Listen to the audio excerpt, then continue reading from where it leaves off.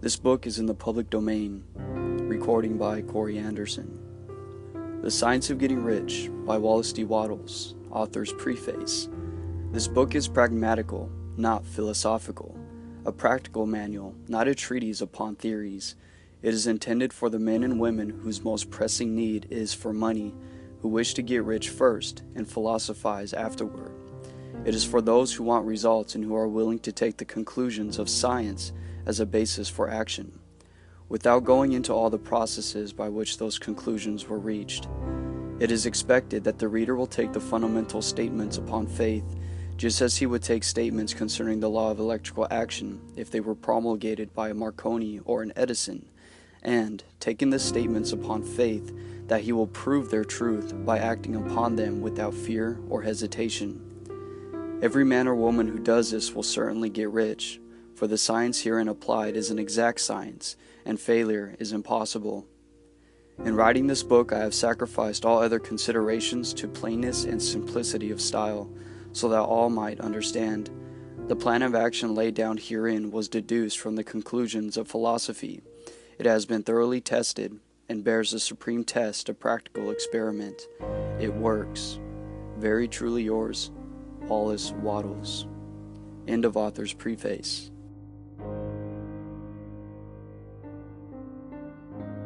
Chapter 1 of The Science of Getting Rich by Wallace D. Wattles. The right to be rich. Whatever may be said in praise of poverty, the fact remains that it is not possible to live a really complete or successful life unless one is rich. No one can rise to his greatest possible height in talent or soul development unless he has plenty of money. For to unfold the soul and to develop talent, he must have many things to use, and he cannot have these things unless he has money to buy them with. A person develops in mind, soul, and body by making use of things, and society is so organized that man must have money in order to become the possessor of things. Therefore, the basis of all advancement must be the science of getting rich. The object of all life is development, and everything that lives has an inalienable right to all the development it is capable of attaining. A person's right to life means his right to have the free and unrestricted use of all the things which may be necessary to his fullest mental, spiritual, and physical unfoldment, or, in other words, his right to be rich. In this book, I shall not speak of riches in a figurative way. To be really rich does not mean to be satisfied or contented with a little.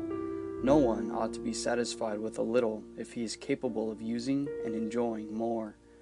The purpose of nature is the advancement and unfoldment of life, and everyone should have all that can contribute to the power, elegance, beauty, and richness of life. To be content with less is sinful. The person who owns all he wants for the living of all the life he is capable of living is rich, and no person who has not plenty of money can have all he wants. Life has advanced so far and become so complex that even the most ordinary man or woman requires a great amount of wealth in order to live in a manner that even approaches completeness. Every person naturally wants to become all that they are capable of becoming.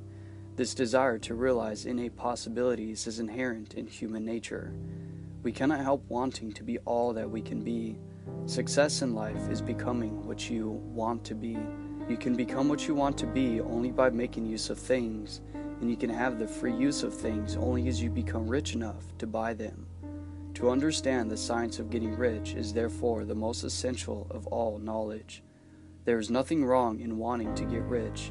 The desire for riches is really the desire for a richer, fuller, and more abundant life, and that desire is praiseworthy.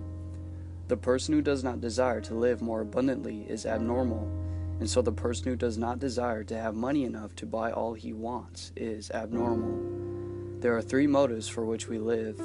We live for the body, we live for the mind, and we live for the soul. No one of these is better or holier than the other.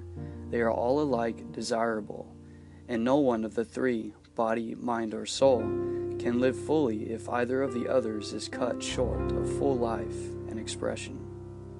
It is not right or noble to live only for the soul and deny mind or body, and it is wrong to live for the intellect and deny body or soul. We are all acquainted with the loathsome consequences of living for the body and denying both mind and soul, and we see that real life means the complete expression of all that a person can give forth through body, mind, and soul. Whatever that person can say, no one can be really happy or satisfied unless his body is living fully in its every function, and unless the same is true of his mind and soul. Wherever there is unexpressed possibility or function not performed, there is unsatisfied desire. Desire is possibility seeking expression or function seeking performance. A person cannot live fully in body without good food, comfortable clothing, and warm shelter, and without freedom from excessive toil. Rest and recreation are also necessary to his physical life. One cannot live fully in mind without books and time to study them, without opportunity for travel and observation, or without intellectual companionship. To live fully in mind, a person must have intellectual recreations, and must surround himself with all the objects of art and beauty he is capable of using and appreciating. To live fully in soul, a person must have love, and love is denied full its expression by poverty. A person's highest happiness is found in the bestowal of benefits on those he loves. Love finds its most natural and spontaneous expression in giving. The individual who has nothing to give cannot fill his place as a spouse or parent, as a citizen, or as a human being. It is in the use of material things that a person finds full life for his body, develops his mind, and unfolds his soul. It is therefore of supreme importance to each individual to be rich. It is perfectly right that you should desire to be rich. If you are a normal person, you cannot help doing so. It is perfectly right that you should give your best attention to the science of getting rich, for it is the noblest and most necessary of all studies. If you neglect this study, you are derelict in your duty to yourself, to God, and humanity, for you can render to God and humanity no greater service than to make the most of yourself. End of chapter 1.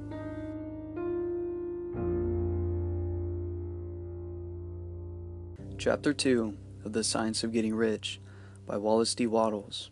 There is a science of getting rich. There is a science of getting rich, and it is an exact science, like algebra or arithmetic.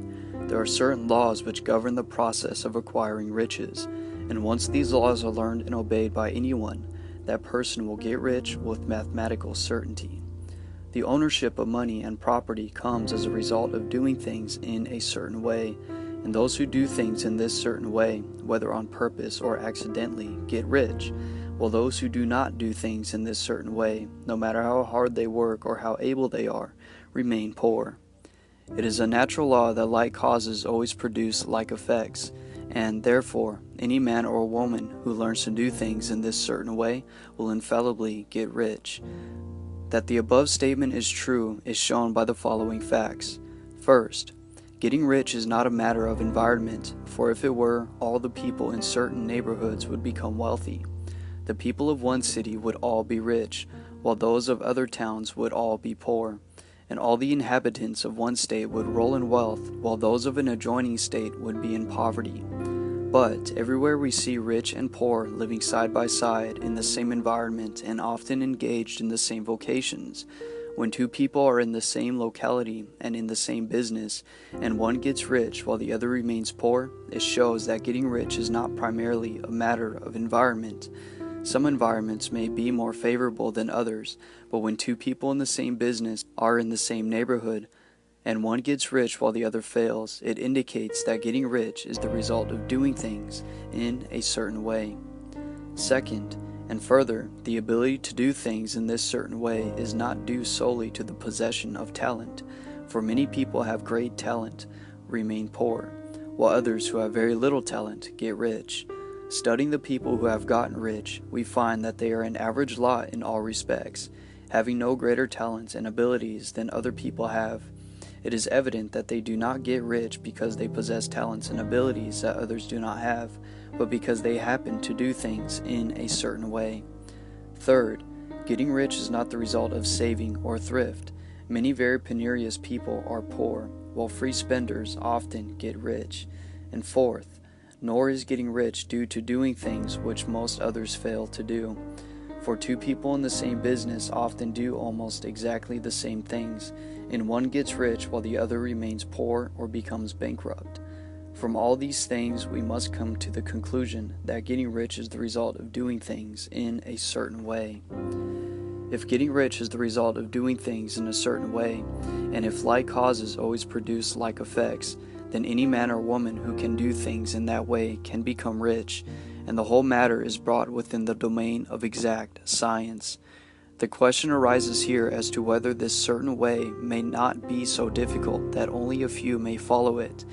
As we have seen, this cannot be true, as far as natural ability is concerned. Talented people get rich, and blockheads get rich. Intellectually brilliant people get rich, and very stupid people get rich. Physically strong people get rich, and weak and sickly people get rich. Some degree of ability to think and understand, of course, is essential. But insofar as natural ability is concerned, any man or woman who has sense enough to read and understand these words can certainly get rich. Also, we have seen that it is no matter of environment. Yes, location counts for something.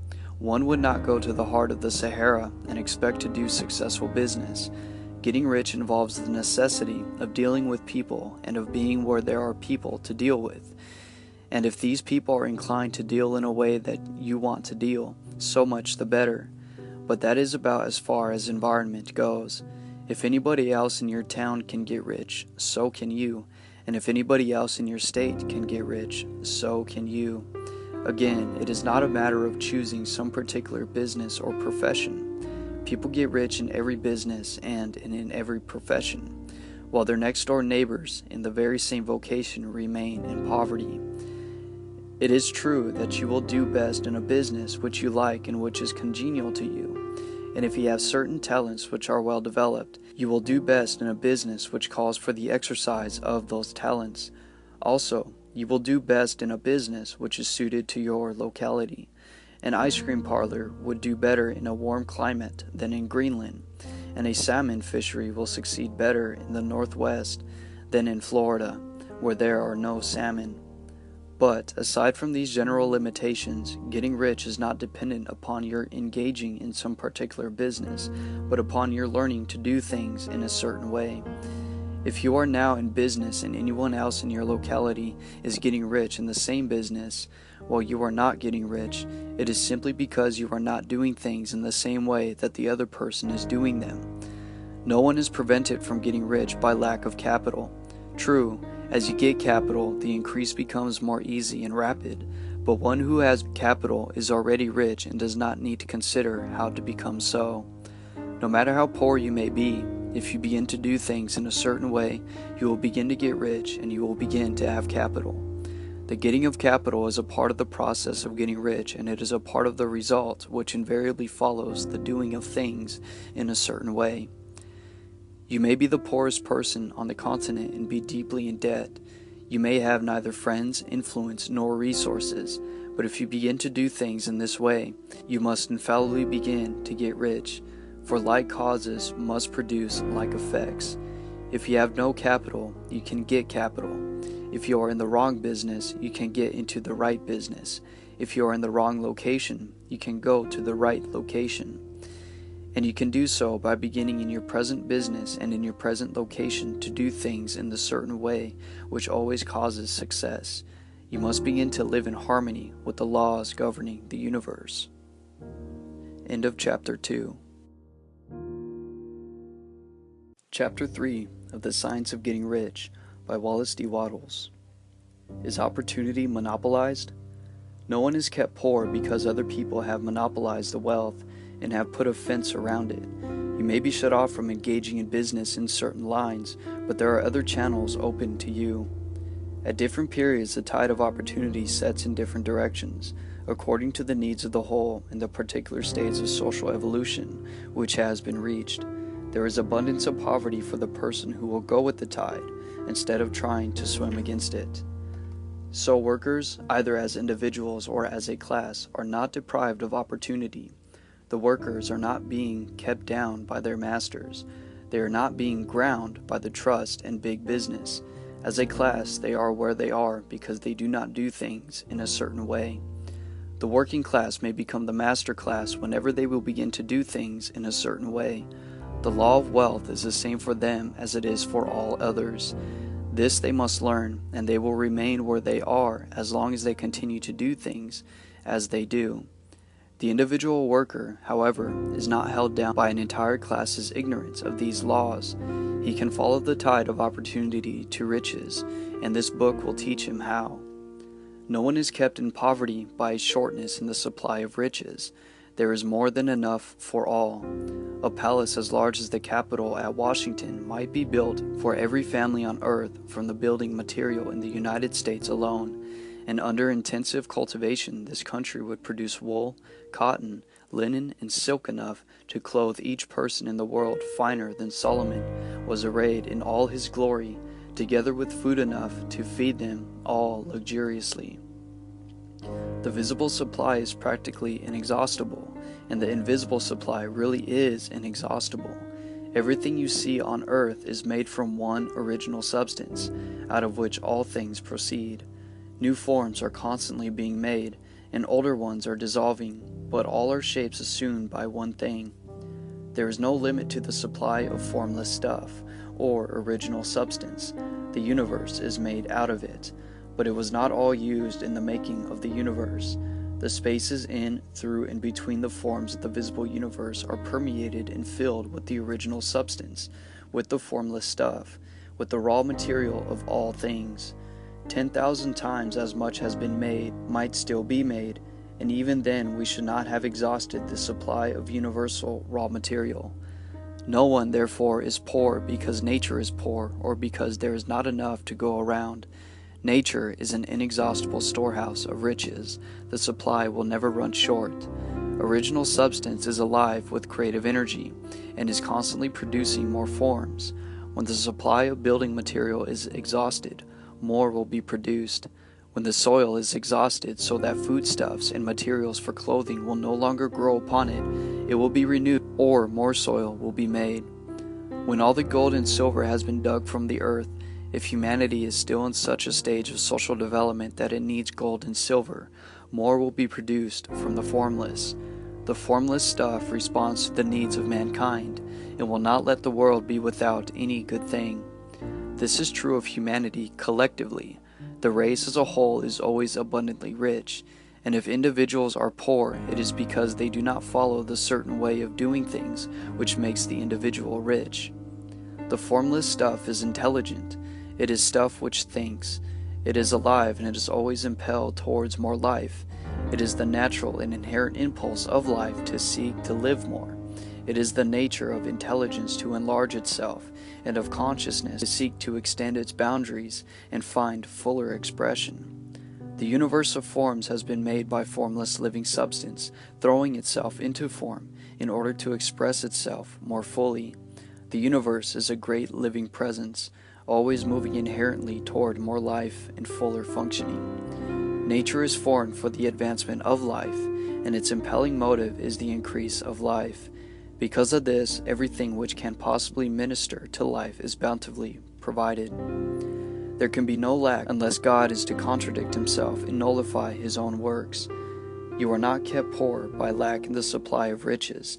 It is a fact which I shall demonstrate a little farther on, that even the resources of the formless supply are at the command of the man or woman who will act and think in a certain way. End of chapter 3.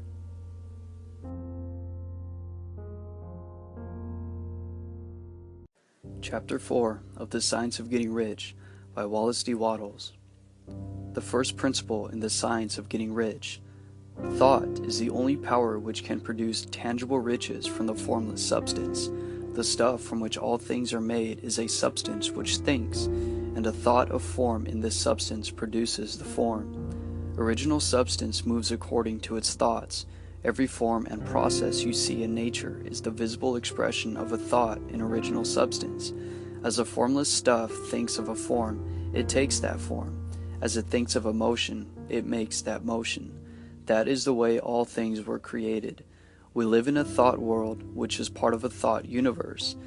The thought of a moving universe extended throughout formless substance, and the thinking stuff, moving according to that thought, took the form of systems of planets and maintains that form. Thinking substance takes the form of its thought and moves according to the thought. Holding the idea of a circling systems of suns and worlds, it takes the form of these bodies and moves them as it thinks. Thinking the form of a slow-growing oak tree, it moves accordingly and produces the tree. Though centuries may be required to do the work, in creating, the formless seems to move according to the lines of motion it has established. In other words, the thought of an oak tree does not cause the instant formation of a full-grown tree, but it does start in motion the forces which will produce the tree along established lines of growth. Every thought of form held in thinking substance causes the creation of the form, but always, or at least generally, along lines of growth and action already established. The thought of a house of a certain construction, if it were impressed upon formless substance, might not cause the instant formation of the house, but it would cause the turning of creative energies already working in trade and commerce into such channels as to result in the speedy building of the house. And if there were no existing channels through which the creative energy could work, then the house would be formed directly from primal substance, without waiting for the slow processes of the organic and inorganic world. No thought of form can be impressed upon original substance without causing the creation of the form. A person is a thinking center and can originate thought. All the forms that a person fashions with his mind must first exist in his thought. He cannot shape a thing until he has thought that thing. So far, humankind has confined its efforts wholly to the work of its hands, applying manual labor to the world of forms and seeking to change or modify those already existing. Humankind has never thought of trying to cause the creation of new forms by impressing thought upon formless substance. When a person has a thought form, he takes material from the forms of nature and makes an image of the form which is in his mind. People have, so far, made little or no effort to cooperate with formless intelligence, to work, quote, with the Father, end quote. The individual has not dreamed that he can do all that he sees the Father doing. An individual reshapes and modifies existing forms by manual labor, and has given no attention to the question of whether he can produce things from formless substance by communicating his thoughts with it. We propose to prove that he may do so, to prove that any man or woman may do so, and to show how. As our first step, we must lay down 3 fundamental propositions. First, we assert that there is one original formless stuff or substance from which all things are made. All the seemingly many elements are but different presentations of one element. All the many forms found in organic and inorganic nature are but different shapes made from the same stuff. And this stuff is thinking stuff. A thought held in it produces the form of the thought. Thought, in thinking substance, produces shapes. A human being is a thinking center, capable of original thought. If a person can communicate his thought to original thinking substance, he can cause the creation or formation of the thing he thinks about. To summarize this, there is a thinking stuff from which all things are made, and which, in its original state, permeates, penetrates, and fills the interspaces of the universe. A thought in this substance produces the thing that is imaged by the thought. A person can form things in his thought, and by impressing his thoughts upon formless substance, can cause the thing he thinks about to be created. It may be asked if I can prove these statements, and without going into details, I answer that I can do so, both by logic and experience.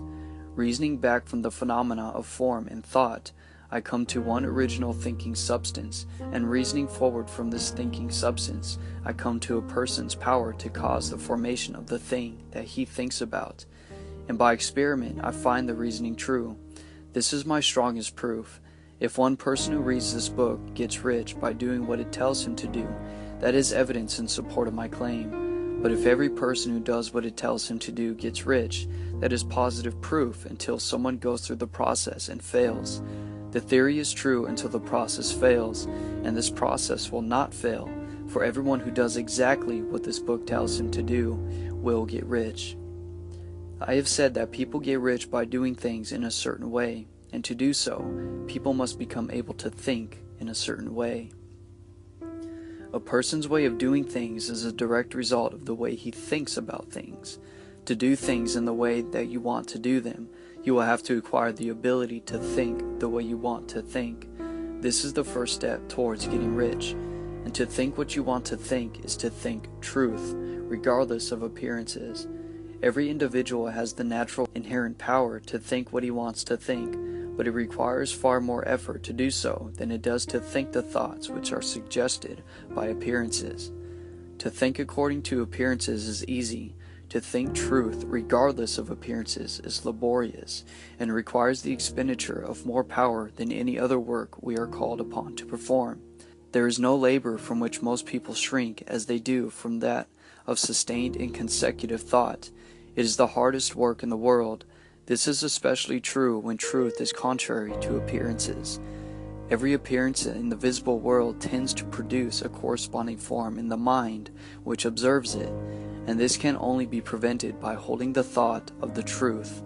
To look upon the appearances of poverty will produce corresponding forms in your own mind, unless you hold to the truth that there is no poverty, there is only abundance. To think health when surrounded by the appearances of disease, or to think riches when in the midst of the appearances of poverty, requires power. But whoever requires this power becomes a master mind. That person can conquer fate and can have what he wants.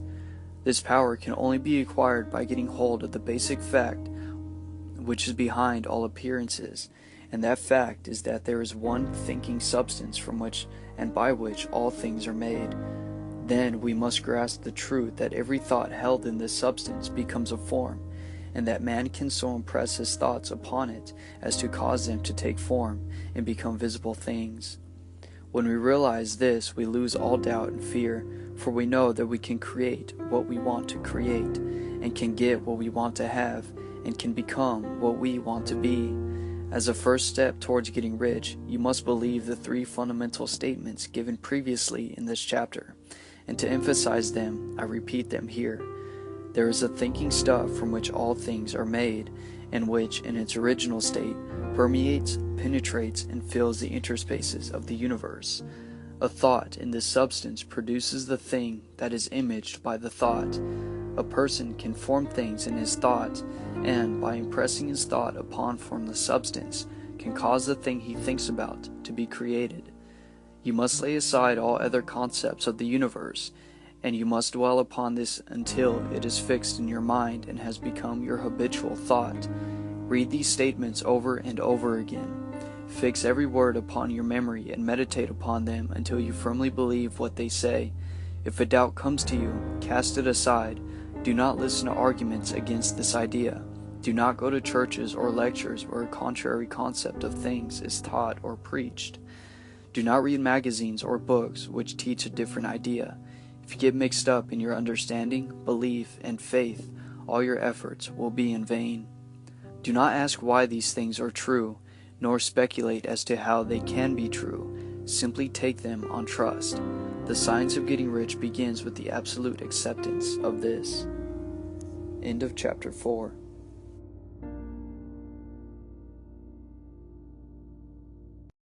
Chapter 5 of The Science of Getting Rich by Wallace D. Wattles. Increasing life.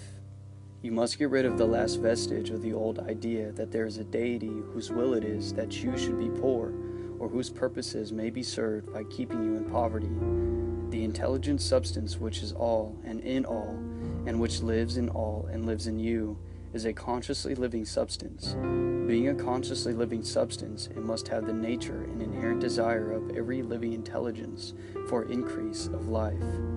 Every living thing must continually seek for the enlargement of its life, because life, in the mere act of living, must increase itself. A seed, dropped into the ground, springs into activity, and in the act of living produces 100 more seeds. Life, by living, multiplies itself. It is forever becoming more. It must do so if it continues to be at all. Intelligence is under the same necessity for continuous increase. Every thought we think makes it necessary for us to think another thought. Consciousness is continually expanding. Every fact we learn leads us to the learning of another fact. Knowledge is continually increasing. Every talent we cultivate brings to the mind the desire to cultivate another talent. We are subject to the urge of life, seeking expression, which ever drives us on to know more, to do more, and to be more. In order to know more, do more, and be more, we must have more. We must have things to use, for we learn and do and become only by using things. We must get rich so that we can live more. The desire for riches is simply the capacity for larger life seeking fulfillment. Every desire is the effort of an unexpressed possibility to come into action. It is power seeking to manifest which causes desire. That which makes you want more money is the same as that which makes the plant grow. It is life seeking fuller expression. The one living substance must be subject to this inherent law of all life. It is permeated with the desire to live more, and that is why it is under the necessity of creating things. The one substance desires to live more in and through you. Therefore, it wants you to have all the things that you can use. It is the desire of God that you should get rich. He wants you to get rich because He can express Himself better through you if you have plenty of things to use in giving Him expression. He can live more in you if you have unlimited command of the means of life. The universe desires you to have everything you want to have. Nature is friendly to your plans. Everything is naturally for you. Make up your mind that this is true. It is essential, however, that your purpose should harmonize with the purpose that is in all. You must want real life, not mere pleasure or sensual gratification. Life is the performance of function, and the individual really lives only when he performs every function, physical, mental, and spiritual, of which he is capable, without excess in any. You do not want to get rich in order to live swinishly, for the gratification of animal desires. That is not life, but the performance of every physical function is a part of life, and no one lives completely who denies the impulses of the body a normal and healthful expression. You do not want to get rich solely to enjoy mental pleasures, to get knowledge, to gratify ambition, to outshine others, to be famous. All these are a legitimate part of life, but the person who lives for the pleasures of the intellect alone will only have a partial life, and he will never be satisfied with his lot. You do not want to get rich solely for the good of others, to lose yourself for the salvation of mankind, to experience the joys of philanthropy and sacrifice. The joys of the soul are only a part of life, and they are no better or nobler than any other part. You want to get rich in order that you may eat, drink, and be merry when it is time to do these things, in order that you may surround yourself with beautiful things, see distant lands, feed your mind, and develop your intellect, in order that you may love others and do kind things, and to be able to play a good part in helping the world to find truth. But remember that extreme altruism is no better and no nobler than extreme selfishness. Both are mistakes. Get rid of the idea that God wants you to sacrifice yourselves for others, and that you can secure His favor by doing so. God requires nothing of the kind. What God wants is that you should make the most of yourself, for yourself, and for others. And you can help others more by making the most of yourself than in any other way. You can make the most of yourself only by getting rich, so it is right and praiseworthy that you should give your first and best thought to the work of acquiring riches. Remember, however, that the desire of substance is for all, and its movements must be for more life to all. It cannot be made to work for less life to any, because it is equally in all, seeking riches and life. Intelligent substance will make things for you, but it will not take things away from someone else and give them to you. You must get rid of the thought of competition. You are to create, not to compete for what is already created. You do not have to take anything away from anyone. You do not have to drive sharp bargains. You do not have to cheat or to take advantage. You do not need to let anyone work for you for less than he earns. You do not have to covet the property of others or to look at it with wishful eyes. No one has anything of which you cannot have the like, and that without taking what he has away from him. You are to become a creator, not a competitor. You are going to get what you want, but in such a way that when you get it, every other person whom you affect will have more than he has now. I am aware that there are those who get a vast amount of money by proceeding in direct opposition to the statements in the paragraph above, and may add a word of explanation here. Individuals of that type who become very rich do so sometimes purely by their extraordinary ability on the plane of competition, and sometimes they unconsciously relate themselves to substance and its great purposes and movements for the general upbuilding through industrial evolution. Rockefeller, Carnegie, and Morgan have been the unconscious agents of the supreme in the necessary work of systematizing and organizing productive industry, and in the end their work will contribute immensely towards increased life for all. But their day is nearly over. They have organized production and will soon be succeeded by the agents of the multitude, who will organize the machinery of distribution. They are like the monster reptiles of the prehistoric eras. They play a necessary part in the evolutionary process, but the same power which produced them will dispose of them, and it is well to bear in mind that they have never been really rich. A record of the private lives of most of this class will show that they have really been the most abject and wretched. Riches secured on the competitive plane are never satisfactory and permanent. They are yours today and another's tomorrow. Remember, if you are to become rich in a scientific and certain way, you must rise entirely out of the competitive thought. You must never think for a moment that the supply is limited. Just as soon as you begin to think that all the money is being cornered and controlled by others, and that you must exert yourself to get laws passed to stop this process, and so on, in that moment you drop into the competitive mind, and your power to cause creation is gone for the time being. And what is worse, you will probably arrest the creative movements that you have already begun. Know that there are countless millions of dollars worth of gold in the mountains of the earth not yet brought to light. And know that if there were not, more would be created from thinking substance to supply your needs. Know that the money you need will come, even if it is necessary for 1,000 men to be led to the discovery of new gold mines tomorrow. Never look at the visible supply. Look always at the limitless riches in formless substance, and know that they are coming to you as fast as you can receive and use them. Nobody, by cornering the visible supply, can prevent you from getting what is yours. So never allow yourself to think for an instant that all the best building spots will be taken before you get ready to build your house, unless you hurry. Never worry about the truss and combines, and get anxious for fear that they will soon come to own the whole earth. Never get afraid that you will lose what you want because some other person beats you to it. That cannot possibly happen. You are not seeking anything that is possessed by somebody else. You are causing what you want to be created from formless substance, and the supply is without limits. Stick to the formulated statement. There is a thinking stuff from which all things are made, and which, in its original state, permeates, penetrates, and fills the interspaces of the universe. A thought in this substance produces the thing that is imaged by the thought. A person can form things in his thought, and by impressing his thought upon formless substance, can cause the thing he thinks about to be created. End of chapter 5.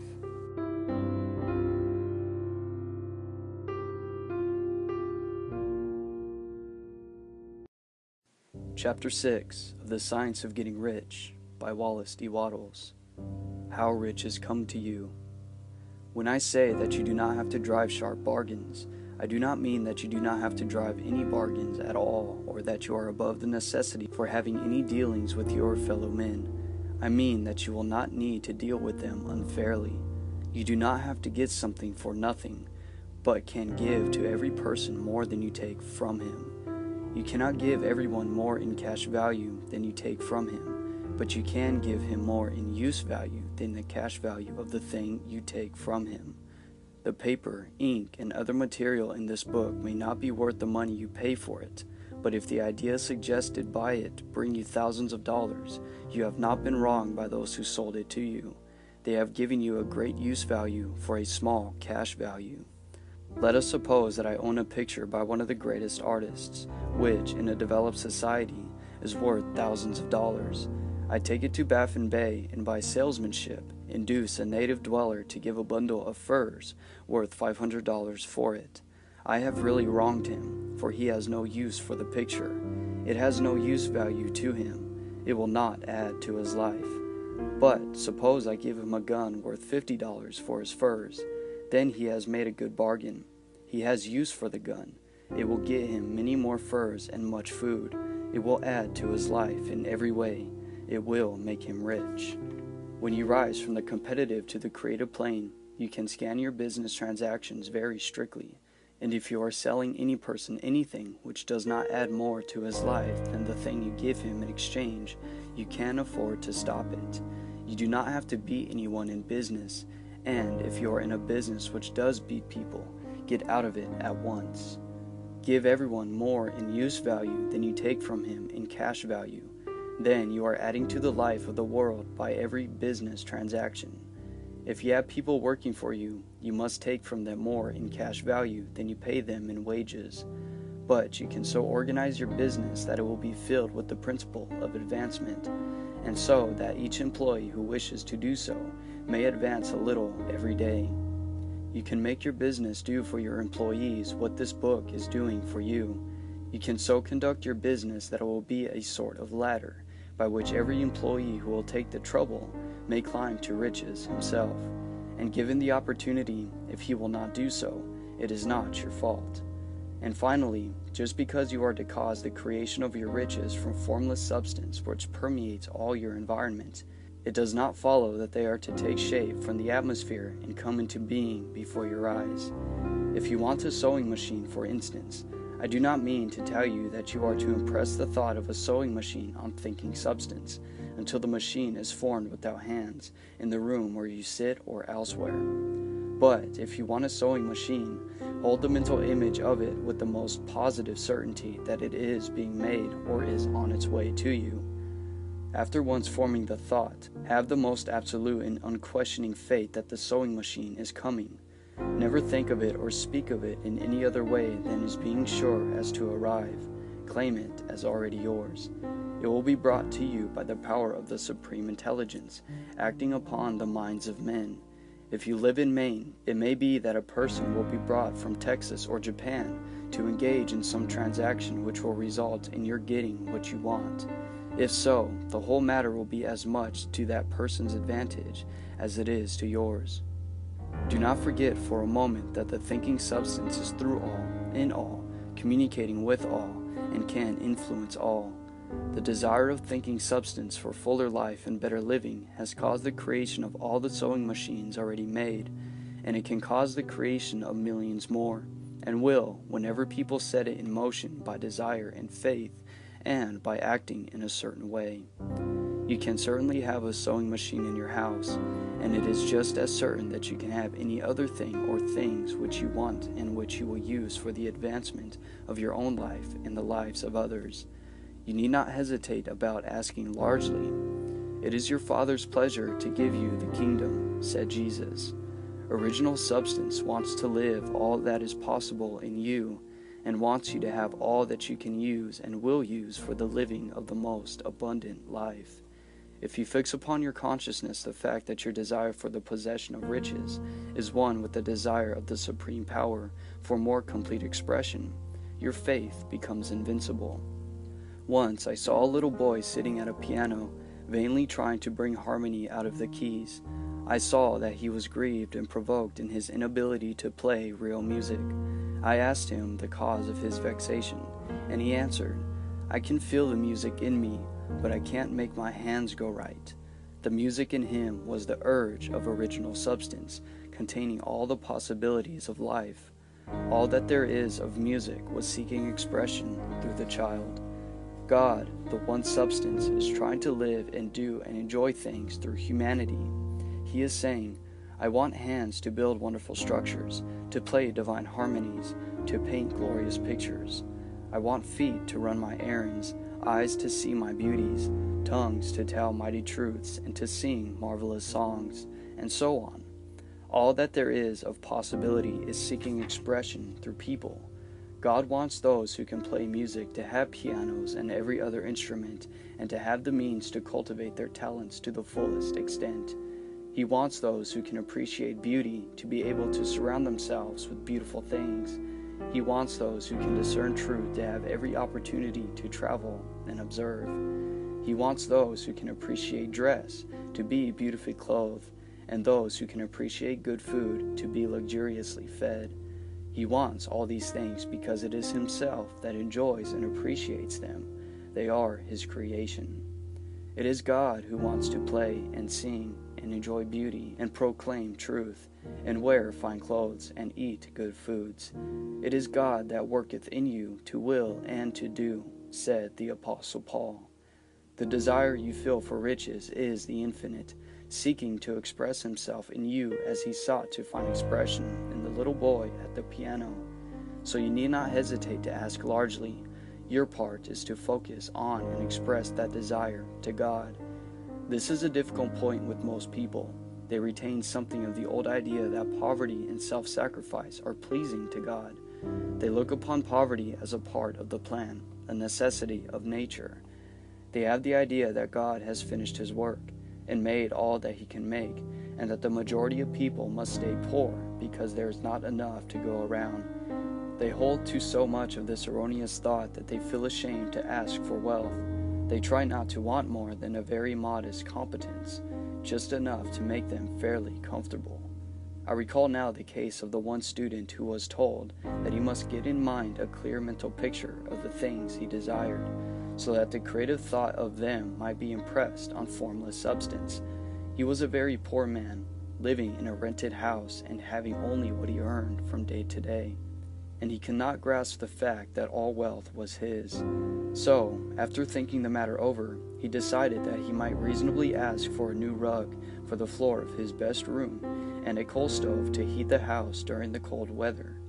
Following the instructions given in this book, he obtained these things in a few months, and then it dawned upon him that he had not asked enough.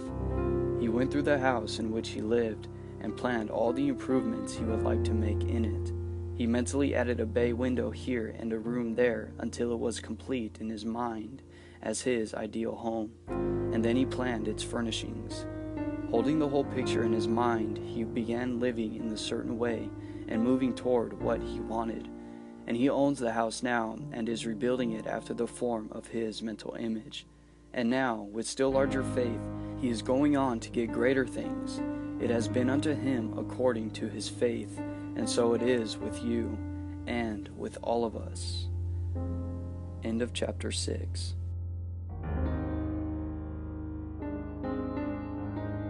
Chapter 7 of The Science of Getting Rich by Wallace D. Wattles.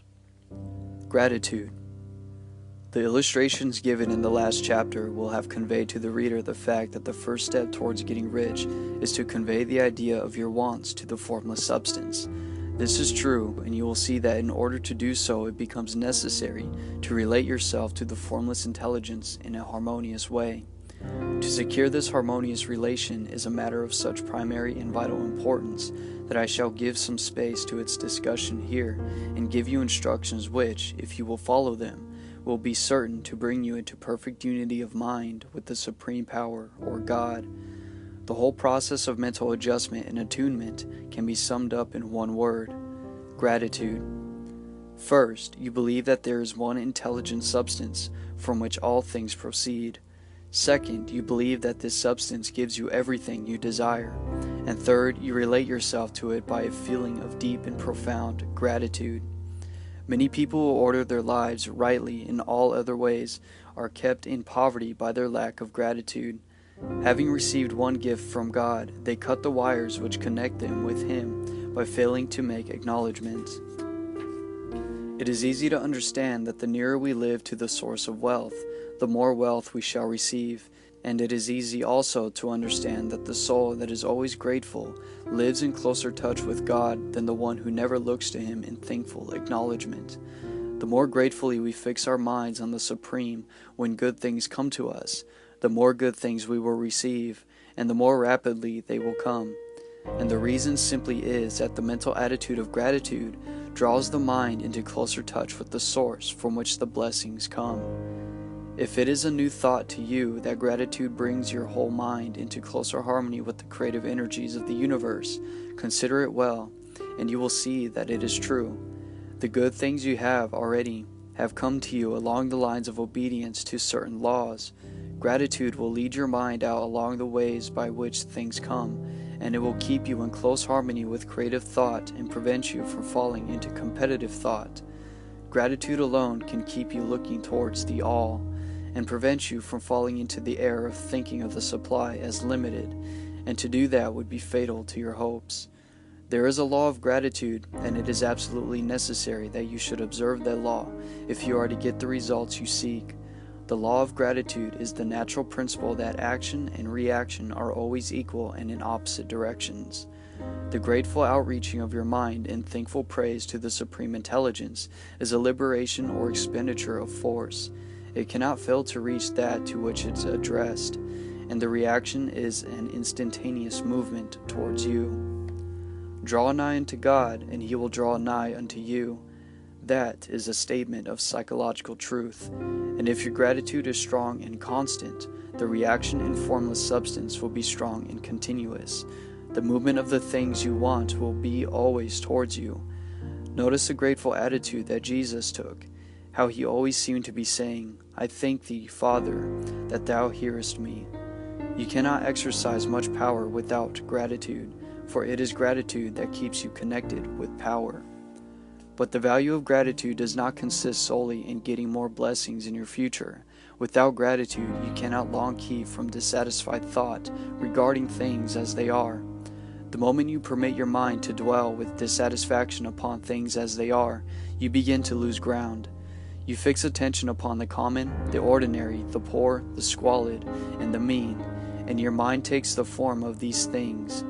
Then you will transmit these forms or mental images to the formless, and the common, the poor, the squalid, and the mean will come to you. To permit your mind to dwell upon the inferior is to become inferior and to surround yourself with inferior things. On the other hand, to fix your attention on the best is to surround yourself with the best and to become the best. The creative power within us makes us into the image of that which we give our attention. We are of thinking substance too, and thinking substance always takes the form of that which it thinks about. The grateful mind is constantly fixed upon the best, therefore it tends to become the best. It takes the form of character of the best, and will receive the best. Also, faith is born of gratitude. The grateful mind continually expects good things, and expectation becomes faith. The reaction of gratitude upon one's own mind produces faith, and every outgoing wave of grateful thanksgiving increases faith. The person who has no feeling of gratitude cannot long retain a living faith, and without a living faith you cannot get rich by the creative method, as we shall see in the following chapters. It is necessary then to cultivate the habit of being grateful for every good thing that comes to you, and to give thanks continuously. And because all things have contributed to your advancement, you should include all things in your gratitude. Do not waste a lot of time thinking or talking about the shortcomings or wrong actions of those in power. Their organization of the world has created your opportunity.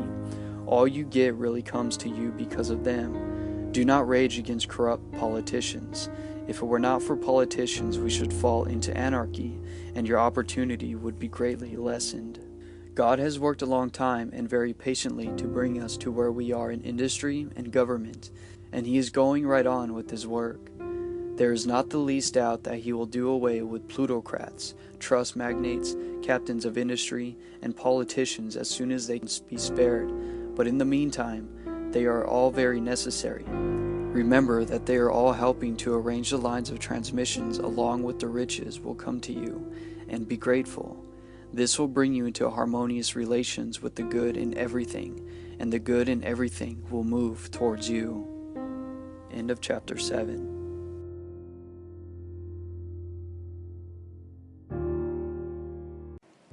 Chapter 8 of The Science of Getting Rich by Wallace D. Wattles. Thinking in the Certain Way.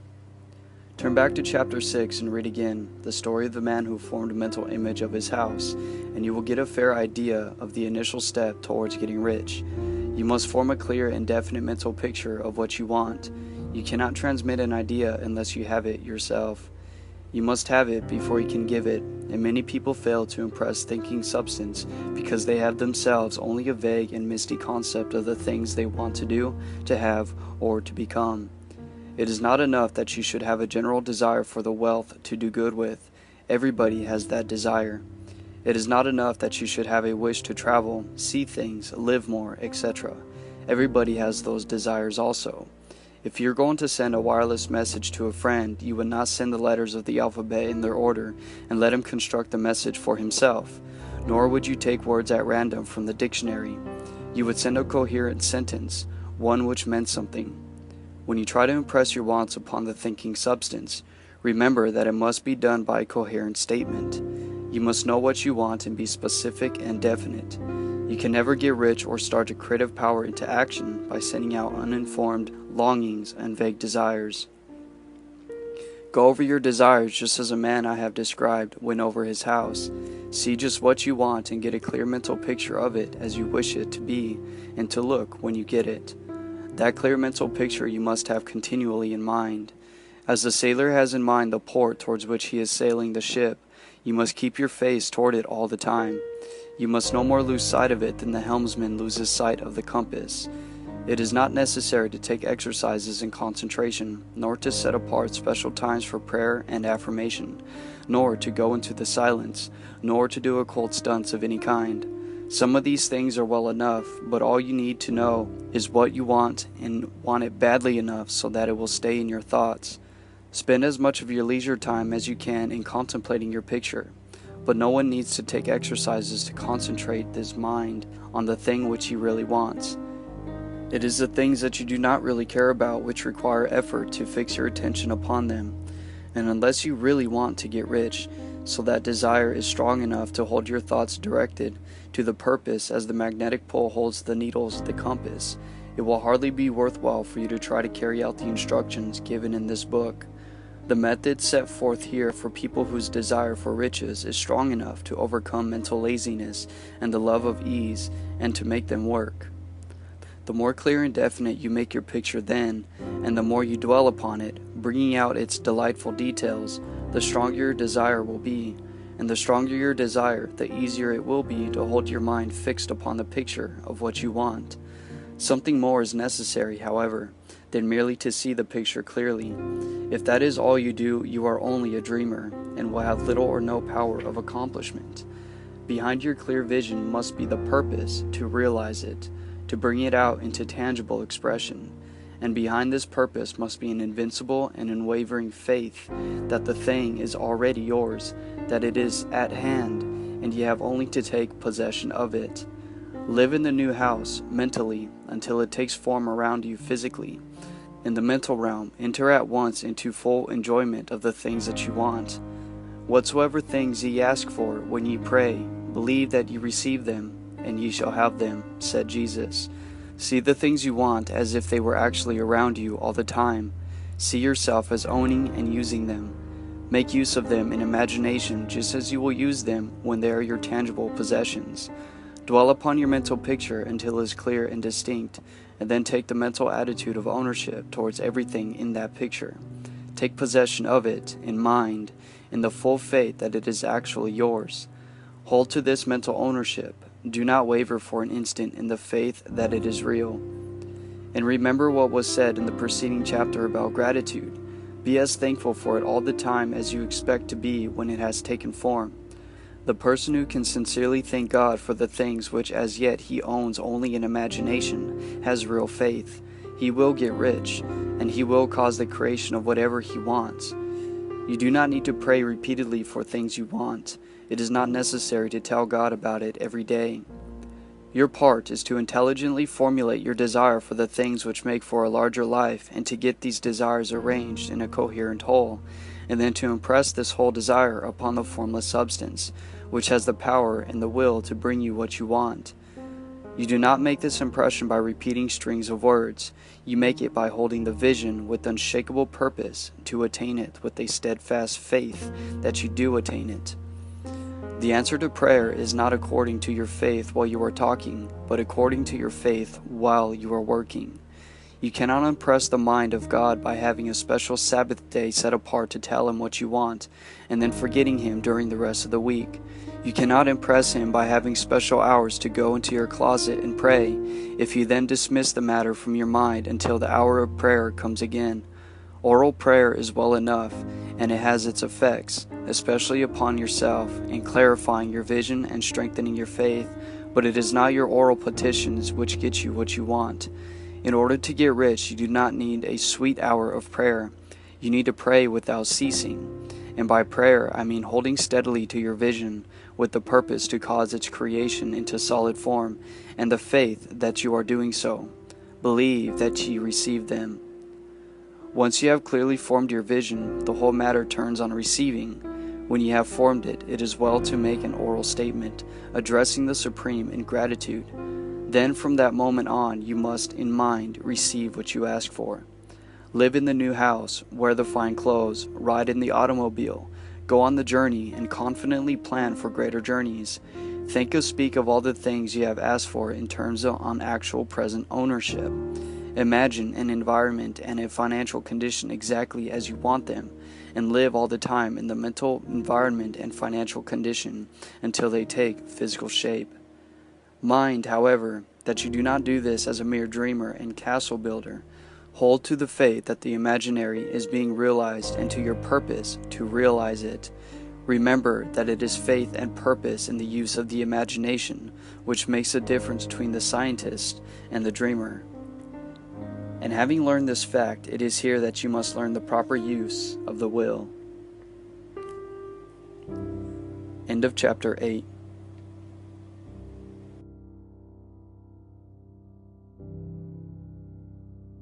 Chapter 9 of The Science of Getting Rich by Wallace D. Wattles. How to use the will. To set about getting rich in a scientific way, you do not try to apply your willpower to anything outside of yourself. You have no right to do so anyway. It is wrong to apply your will to other men and women in order to get them to do what you wish done. It is as flagrantly wrong to coerce people by mental power as it is to coerce them by physical power. If compelling people by physical force to do things for you reduces them to slavery, compelling them by mental means accomplishes exactly the same thing. The only difference is in methods. If taking things from people by physical force is robbery, then taking things by mental force is robbery also. There is no difference in principle. You have no right to use your willpower upon another person, even for his own good, for you do not know what is for his good. The science of getting rich does not require you to apply power or force to any other person in any way whatsoever. There is not the slightest necessity for doing so. Indeed, any attempt to use your will upon others will only tend to defeat your purpose. You do not need to apply your will to things in order to compel them to come to you. That would simply be trying to coerce God and would be foolish and useless. You do not have to try to compel God to give you good things, any more than you have to use your willpower to make the sun rise. You do not have to use your willpower to conquer an unfriendly deity, or to make stubborn and rebellious forces do your bidding. Substance is friendly to you, and is more anxious to give you what you want than you are to get it. To get rich, you need only to use your willpower upon yourself. When you know what to think and do, then you must use your will to compel yourself to think and do the right things. That is the legitimate use of the will in getting what you want, to use it in holding yourself to the right course. Use your will to keep yourself thinking and acting in a certain way. Do not try to project your will or your thoughts or your mind out into space to act on things or people. Keep your mind at home. It can accomplish more there than anywhere else. Use your mind to form a mental image of what you want and to hold that vision with faith and purpose, and use your will to keep your mind working in the right way. The more steady and continuous your faith and purpose, the more rapidly you will get rich, because you will make only positive impressions upon substance, and you will not neutralize or offset them by negative impressions. The picture of your desires, held with faith and purpose, is taken up by the formless and permeates it to great distances throughout the universe, for all we know. As this impression spreads, all things are set towards its realization. Every living thing, every inanimate thing, and the things yet uncreated are stirred towards bringing into being that which you want. All forces begin to be exerted in that direction. All things begin to move towards you. The minds of people everywhere are influenced towards doing the things necessary to the fulfilling of your desires, and they work for you unconsciously. But you can check all this by starting a negative impression in the formless substance. Doubt or unbelief is as certain to start a movement away from you as faith and purpose are to set one towards you. It is by not understanding this that most people make their failure. Every hour and moment you spend in giving heed to doubts and fears, every hour you spend in worry, every hour in which your soul is possessed by unbelief, sets a current away from you in the whole domain of intelligent substance. All the promises are unto them that believe, and unto them only. Since belief is all important, it behooves you to guard your thoughts, and as your beliefs will be shaped to a very great extent by the things you observe and think about, it is important that you should carefully govern to what you give your attention. And here the will comes into use, for it is by your will that you determine upon what things your attention shall be fixed. If you want to become rich, you must not make study of poverty. Things are not brought into being by thinking about their opposites. Health is never to be attained by studying disease and thinking about disease. Righteousness is not promoted by studying sin and thinking about sin. And no one ever got rich by studying poverty and thinking about poverty. Medicine as a science of disease has increased disease. Religion as a science of sin has promoted sin. And economics as a study of poverty will fill the world with wretchedness and want. Do not talk about poverty. Do not investigate it or concern yourself with it. Never mind what its causes are. You have nothing to do with them. What concerns you is the cure. Do not spend your time in so-called charitable work for charity movements. Most charity only tends to perpetuate the wretchedness and aims to eradicate. I do not say that you should be hard-hearted or unkind and refuse to hear the cry of need, but you must not try to eradicate poverty in any of the conventional ways. Put poverty behind you, and put all that pertains to it behind you, and make good. Get rich. That is the best way you can help the poor. And you cannot hold the mental image which is to make you rich if you fill your mind with pictures of poverty and all its attendant ills. Do not read books or papers which give circumstantial accounts of the wretchedness of the tenement dwellers, of the horrors of child labor, and so on. Do not read anything which fills your mind with gloomy images of want and suffering. You cannot help the poor in the least by knowing about these things, and the widespread knowledge of them does not tend at all to do away with poverty. What tends to do away with poverty is not the getting of pictures of poverty into your mind, but getting pictures of wealth, abundance, and possibility into the minds of the poor. You are not deserting the poor in their misery when you refuse to allow your mind to be filled with pictures of that misery. Poverty can be done away with, not by increasing the number of well-to-do people who think about poverty, but by increasing the number of poor people who propose with faith to get rich. The poor do not need charity, they need inspiration. Charity only sends them a loaf of bread to keep them alive in their wretchedness, or gives them an entertainment to make them forget for an hour or two. But inspiration can cause them to rise out of their misery. If you want to help the poor, demonstrate to them that they can become rich. Prove it by getting rich yourself.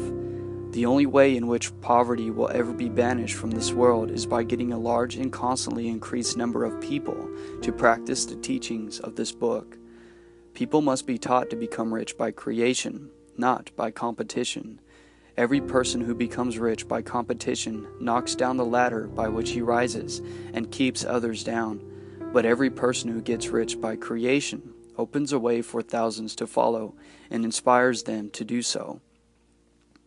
You are not showing hardness of heart or an unfeeling disposition when you refuse to pity poverty, see poverty, read about poverty, or think or talk about it, or to listen to others who do talk about it.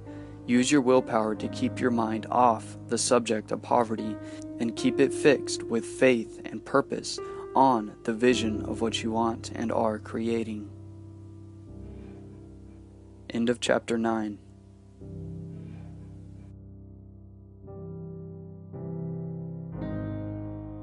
Chapter 10. of The Science of Getting Rich by Wallace D. Wattles. Further use of the will. You cannot retain a true and clear vision of wealth if you are constantly turning your attention to opposing pictures, whether they be external or imaginary. Do not tell of your past troubles of the financial nature, if you have had them. Do not think of them at all. Do not tell of the poverty of your parents or the hardships of your early life. To do any of these things is to mentally class yourself with the poor for the time being, and it will certainly check the movement of things in your direction. Put poverty and all things that pertain to poverty completely behind you. You have accepted a certain theory of the universe as being correct, and are resting all your hopes of happiness on its being correct. What can you gain by giving heed to the conflicting theories? Do not read books which tell you that the world is soon coming to an end, and do not read the writing of muckrakers and pessimistic philosophers who tell you that all is going to the devil. The world is not going to the devil, it is going to God. It is a wonderful becoming. True, there may be a good many things in existing conditions which are disagreeable, but what is the use of studying them when they are certainly passing away, and when the study of them only tends to slow their passing and keep them with us? Why give time and attention to things which are being removed by evolutionary growth, when you can hasten their removal only by promoting the evolutionary growth as far as your part of it goes? No matter how horrible in seeming may be the conditions of certain countries, sections, or places, you waste your time and destroy your own chances by dwelling on them. You should interest yourself in the world's becoming rich. Think of the riches the world is coming into instead of the poverty it is growing out of, and bear in mind that the only way in which you can assist the world in growing rich is by growing rich yourself through the creative method, not by the competitive one. Give your attention wholly to riches, but do not focus on poverty. Whenever you think or speak of those who are poor, think and speak of them as those who are becoming rich, as those who are to be congratulated rather than pitied. Give your attention wholly to riches. Do not focus on poverty. Whenever you think or speak of those who are poor, think and speak of them as those who are becoming rich, as those who are to be congratulated rather than pitied. Then they and others will catch the inspiration and begin to search for the way out. Because I say that you are to give your whole time and mind and thought to riches, it does not follow that you are to be sordid or mean. To become really rich is the noblest aim you can have in life, for it includes everything else. On the competitive plane, the struggle to get rich is a godless scramble for power over others, but when we become into the creative mind, all this is changed.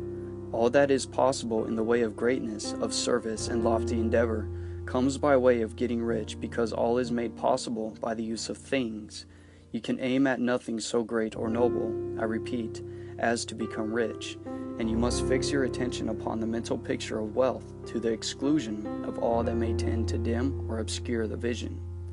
Some people remain in poverty because they are ignorant of the fact that there is wealth for them, and these can be best taught by showing them the way to affluence in your own person and practice. Others are poor because, while they feel that there is a way out, they are too intellectually indolent to put forth the mental effort necessary to find that way and travel it. For these, the very best thing you can do is to arouse their desire by showing them the happiness that comes from being rightly rich. Others still are poor because, while they have some notion of science, they have become so swamped and lost in the maze of theories that they do not know which road to take. They try a mixture of many systems and fail in all. For these, again, the very best thing to do is to show the right way in your own person and practice. An ounce of doing things is worth a pound of theorizing.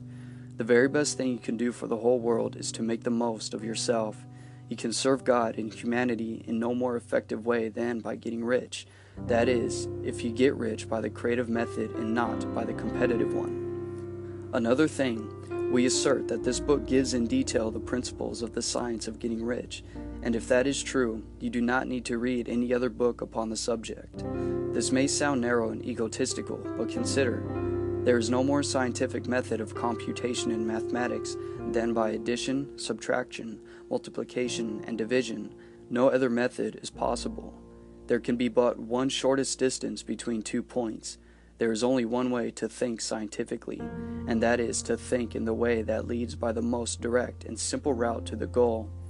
No one has yet formulated a briefer or less complex system than the one set forth here. It has been stripped of all the non-essentials. When you commence on this, lay all others aside, put them out of your mind altogether. Read this book every day, keep it with you, commit it to memory, and do not think about other systems and theories. If you do, you will begin to have doubts and to be uncertain and wavering in your thoughts, and then you will begin to make failures.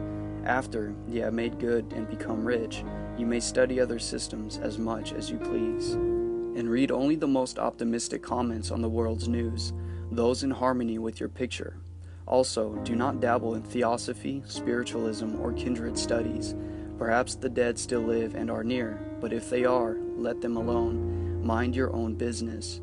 Wherever the spirits of the dead may be, they have their own work to do, and we have no right to interfere with them.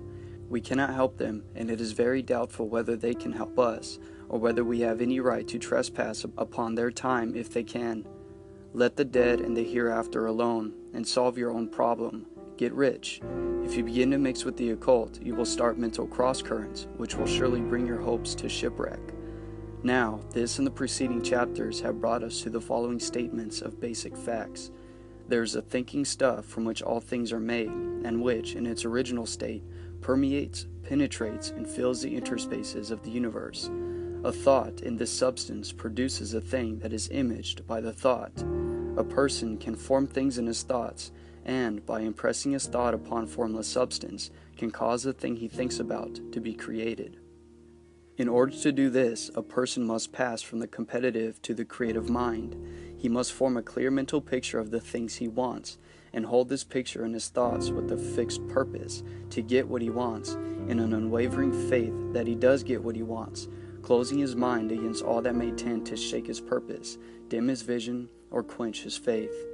And in addition to this, we shall now see that he must live and act in a certain way. End of chapter 10.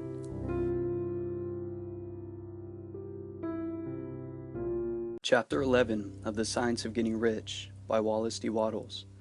Acting in the certain way. Thought is the creative power or the impelling force which causes the creative power to act. Thinking in a certain way which brings riches to you. But you must not rely upon thought alone, paying no attention to personal action.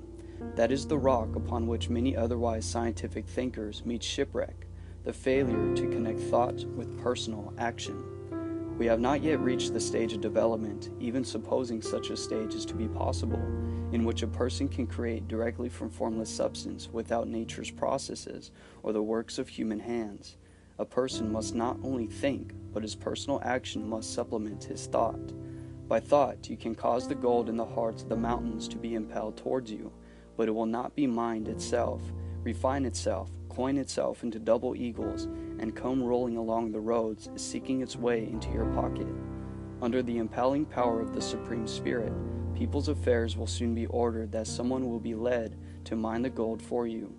Other people's transactions will be so directed that the gold will be brought towards you, and you must so arrange your own business affairs that you might be able to receive it when it comes to you. Your thought makes all things, intimate and inanimate, work to bring you what you want, but your personal activity must be such that you can rightly receive what you want when it reaches you. You are not to take it as charity, nor to steal it. You must give every man more in use value than he gives you in cash value. The scientific use of thought consists in forming a clear and distinct mental image of what you want, in holding fast to your purpose to get what you want, and in realizing with grateful faith that you do get what you want. Do not try to project your thought in any mysterious or occult way with the idea of having it to go out and do things for you. That is wasted effort and will weaken your power to think with sanity. The action of thought in getting rich is fully explained in the preceding chapters.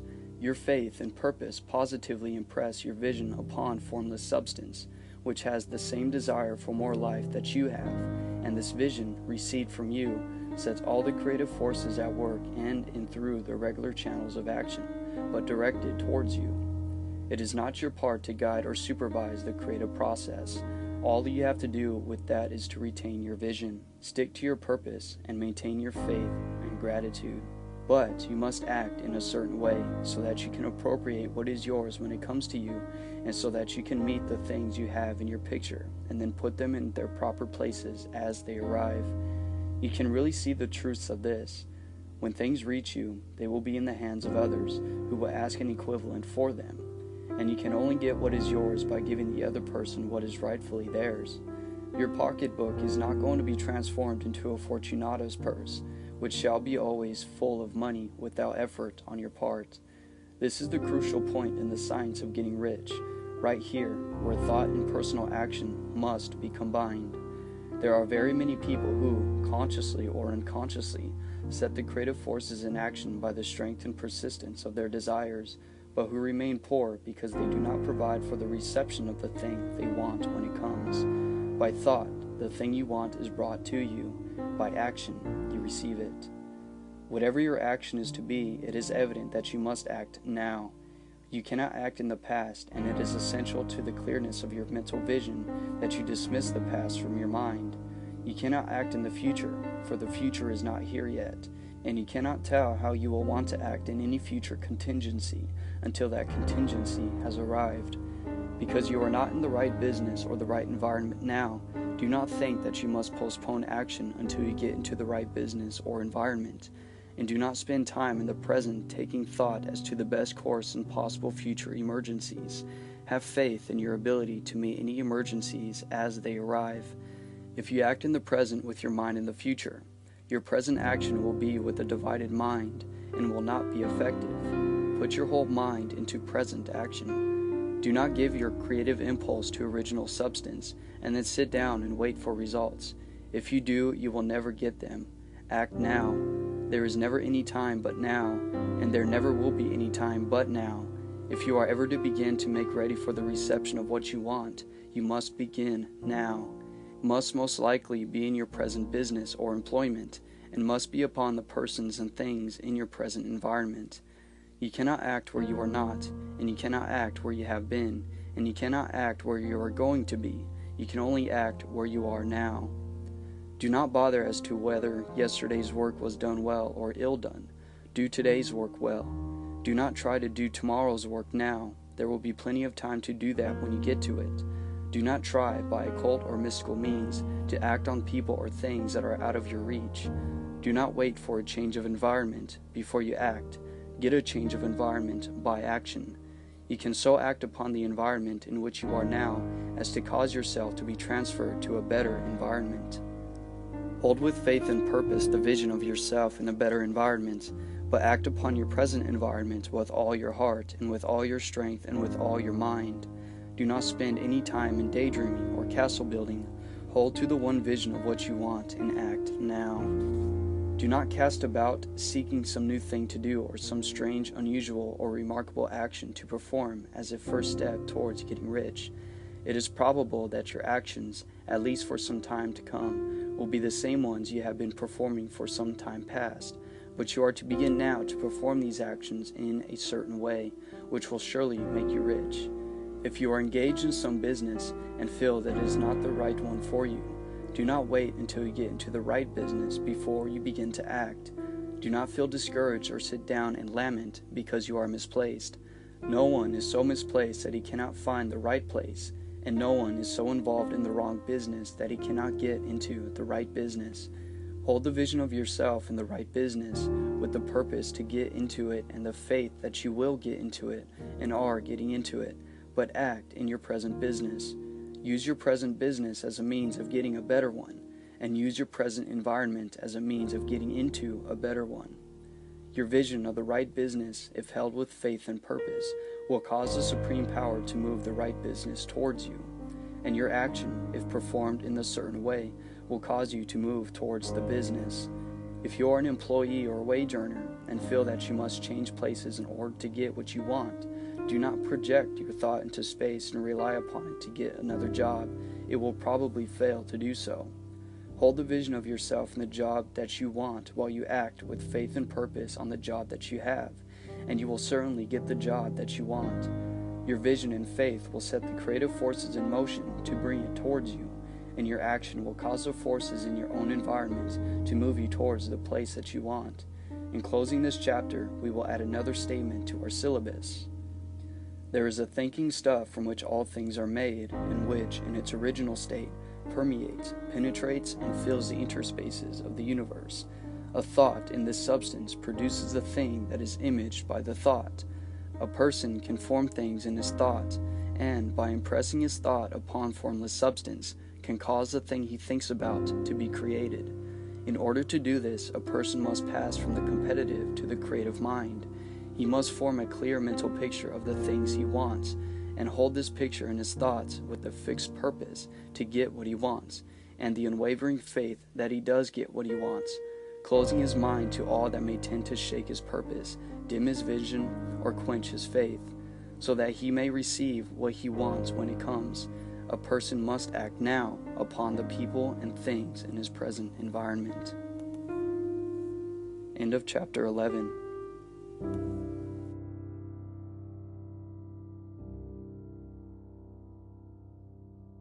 Chapter 12 of The Science of Getting Rich by Wallace D. Wattles. Efficient action. You must use your thought as directed in previous chapters and begin to do what you can do where you are, and you must do all that you can do where you are. You can advance only by being larger than your present place, and no one is larger than his present place who leaves undone any of the work pertaining to that place. The world is advanced only by those who more than fill their present places. If no one quite fills his present place, you can see that there must be a going backward in everything. Those who do not quite fill their present places are dead weight upon society, government, commerce, and industry. They must be carried along by others at a great expense. The progress of the world is slowed only by the ones who do not fill the places they are holding. They belong to a former age, and their tendency is toward degeneration. No society could advance if everyone was smaller than his place. Social evolution is guided by the law of physical and mental evolution. In the animal world, evolution is caused by excess of life. When an organism has more life than can be expressed in the functions of its own plane, it develops the organs of a higher plane, and a new species is originated. There never would have been new species had there not been organisms which more than filled their places. The law is exactly the same for you. Your getting rich depends upon your applying this principle to your own affairs. Every day is either a success day or a day of failure, and it is the success days which get you what you want. If every day is a failure, you can never get rich, while if every day is a success, you cannot fail to get rich. If there is something that may be done today and you do not do it, you have failed insofar as that thing is concerned, and the consequences may be more disastrous than you imagine. You cannot foresee the results of even the most trivial act. You do not know the workings of all the forces that have been set moving in your behalf. Much may be depending on your doing some simple act, and it may be the very thing which is to open the door of opportunity to very great possibilities. You can never know all the combinations which supreme intelligence is making for you in the world of things and of human affairs. Your neglect or failure to do something may cause a long delay in getting what you want. Do every day all that can be done that day. There is, however, a limitation or qualification of the above that you must take into account. You are not to overwork, nor to rush blindly into your business in the effort to do the greatest possible number of things in the shortest period of time. You are not to try to do tomorrow's work today, nor to do a week's work in a day. It is really not the number of things you do, but the efficiency of each separate action that counts. Every act is, in itself, either a success or a failure. Every act is, in itself, either effective and efficient, or ineffective and inefficient. Every inefficient act is a failure, and if you spend your time in doing inefficient acts, your whole life will be a failure. The more things you do, the worse for you, if all your acts are inefficient ones. On the other hand, every efficient act is a success in itself, and if every act of your life is an efficient one, your whole life must be a success. The cause of failure is doing too many things in an inefficient manner, and not doing enough things in an efficient manner. You will see it is a self-evident proposition that if you do not do any inefficient act, and if you do a sufficient number of efficient acts, you will become rich. If now it is possible for you to make each one act an efficient one, you will see again that the getting of riches is reduced to an exact science, like mathematics. The matter turns then on the question of whether you can make each separate act a success in itself, and this you can certainly do. You can make each act a success because all power is working with you, and all power cannot fail. Power is at your service, and to make each act efficient, you have only to put power into it.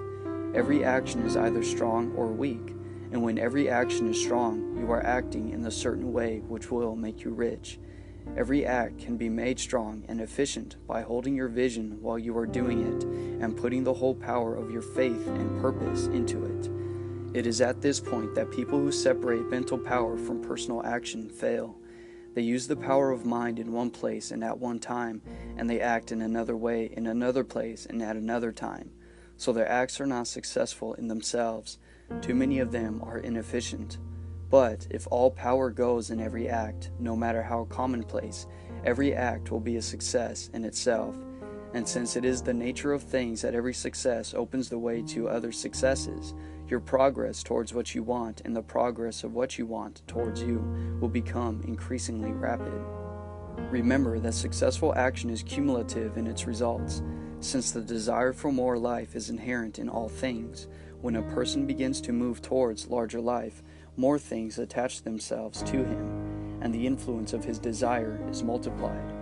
Do every day all that you can do that day, and do each act in an efficient manner. In saying that you must hold your vision while you are doing each act, however trivial or commonplace, I do not mean to say that it is necessary at all times to see the vision distinctly to its smallest details. It should be the work of your leisure hours to use your imagination on the details of your vision and to contemplate them until they are firmly fixed upon memory. If you wish speedy results, spend practically all your spare time in this practice. By continuous contemplation, you will get the picture of what you want, even to the smallest details, so firmly fixed upon your mind and so transferred to the mind of formless substance, that in your working hours you need only to mentally refer to the picture to stimulate your faith and purpose and cause your best effort to be put forth. Contemplate your picture in your leisure hours until your consciousness is so full of it that you can grasp it instantly. You will become so enthused with its bright promises that the mere thought of it will call forth the strongest energies of your whole being. Let us again repeat our syllabus, and by slightly changing the closing statements, bring it to the point which we are now. There is a thinking stuff from which all things are made, and which, in its original state, permeates, penetrates, and fills the interspaces of the universe. A thought in this substance produces the thing that is imaged by the thought.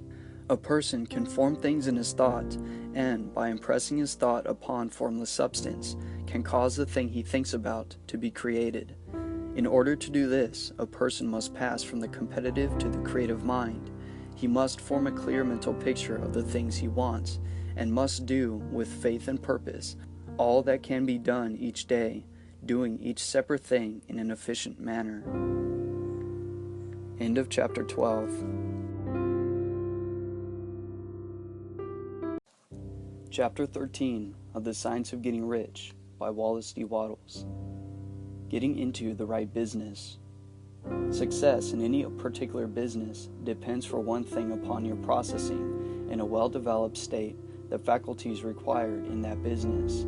Without good musical faculty, no one can succeed as a teacher of music. Without well-developed mechanical faculties, no one can achieve great success in any of the mechanical trades. Without tact and the commercial faculties, no one can succeed in mercantile pursuits. But to possess in a well-developed state the faculties required in your particular vocation does not ensure getting rich. There are musicians who have remarkable talent and who yet remain poor. There are blacksmiths, carpenters, and so on who have excellent mechanical ability, but who do not get rich. And there are merchants with good faculties for dealing with people and who nevertheless fail. The different faculties are tools. It is essential to have good tools, but it is also essential that the tools should be used in the right way. One man can take a sharp saw, a square, a good plane, and so on, and build a handsome article of furniture. Another man can take the same tools and set to work to duplicate the article, but his production will be a botch. He does not know how to use good tools in a successful way. The various faculties of your mind are the tools with which you must do the work which is to make you rich, so it will be easier for you to succeed if you get into a business for which you are well equipped with mental tools. Generally speaking, you will do best in that business which will use your strongest faculties, the one for which you are so naturally best fitted. But there are limitations to this success also. No one should regard his vocation as being irrevocably fixed by the tendencies with which he was born. You can get rich in any business, for if you have not the right talent, you can develop that talent. It merely means that you will have to make your tools as you go along, instead of confining yourself to the use of those with which you were born. It will be easier for you to succeed in a vocation for which you have already the talent in a developed state. But you can succeed in any vocation, for you can develop any rudimentary talent, and there is no talent of which you have not at least the rudiment. You will get rich most easily in terms of effort, if you do that for which you are best fitted, but you will get rich most satisfactorily if you do that which you want to do. Doing what you want to do is life, and there is no real satisfaction in living if we are compelled to forever doing something which we do not like to do, and can never do what we want to do. And it is certain that you can do what you want to do. The desire to do it is proof that you have within you the power which can do it. Desire is a manifestation of power. The desire to play music is the power which can play music, seeking expression and development. The desire to invent mechanical devices is the mechanical talent seeking expression and development. Where there is no power, either developed or undeveloped, to do a thing, there is never any desire to do that thing. And where there is strong desire to do a thing, it is certain proof that the power to do it is strong and only requires to be developed and applied in the right way. All other things being equal, it is best to select the business for which you have best developed talent. But if you have a strong desire to engage in any particular line of work, you should select that work as the ultimate end at which you aim. You can do what you want to do, and it is your right and privilege to follow that business or avocation, which will be most congenial and pleasant. You are not obliged to do what you do not like to do, and should not do it except as a means to bring you to doing of the things you want to do. If there are past mistakes whose consequences have placed you in an undesirable business or environment, you may be obliged for some time to do what you do not like to do, but you can make the doing of it pleasant by knowing that it is making it possible for you to come to doing the thing that you want to do. If you feel that you are not in the right vocation, do not act too hastily in trying to get into another one. The best way generally to change business or environment is by growth. Do not be afraid to make a sudden and radical change if the opportunity is presented and you feel after careful consideration that it is the right opportunity, but never take sudden or radical action when you are in doubt as to the wisdom of doing so. There is never any hurry on the creative plane, and there is no lack of opportunity. When you get out of the competitive mind, you will understand that you never need to act hastily. No one else is going to beat you to the thing you want to do. There is enough for all. If one space is taken, another and a better one will be open for you a little farther on. There is plenty of time. When you are in doubt, wait. Fall back on the contemplation of your vision and increase your faith and purpose. And by all means, in times of doubt and indecision, cultivate gratitude. A day or two spent in contemplating the vision of what you want and in earnest thanksgivings that you are getting it will bring your mind into such close relationship with the Supreme that you will make no mistake when you do act. There is a mind which knows all there is to know, and you can come into close unity with this mind by faith and the purpose to advance in life, if you have deep gratitude. Mistakes come from acting hastily, or from acting in fear or doubt, or in forgetfulness of the right motive, which is more life to all and less to none. As you go on in this certain way, opportunities will come to you in increasing number, and you will need to be very steady in your faith and purpose, and to keep in close touch with the Supreme Mind by reverent gratitude. Do all that you can do in a perfect manner every day, but do it without haste, worry, or fear. Go as fast as you can, but never hurry. Remember that in the moment you begin to hurry, you cease to be a creator and become a competitor. You drop back upon the old plane again. Whenever you find yourself hurrying, call a halt. Fix your attention on the mental image of the thing you want and begin to give thanks that you are getting it. The exercise of gratitude will never fail to strengthen your faith and renew your purpose. End of chapter 13.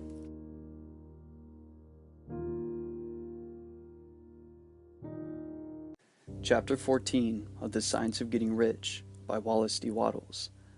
The impression of increase.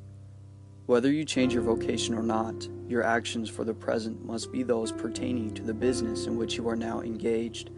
You can get into the business you want by making constructive use of the business you are already established in, by doing your daily work in a certain way, and insofar as your business consists in dealing with other people, whether personally or by letter, the key thought of all your efforts must be to convey to their minds the impression of increase. Increase is what all men and women are seeking.